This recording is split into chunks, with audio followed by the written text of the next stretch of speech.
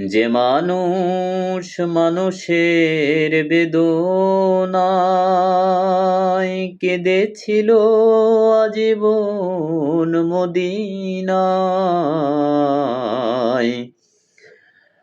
যে মানুষ মানুষের বেদনায় কেঁদেছিল আজীবন মদিনায়। সে মানুষ যদি এত সুন্দর না জানি তাহলে তুমি কত সুন্দর, কত সুন্দর।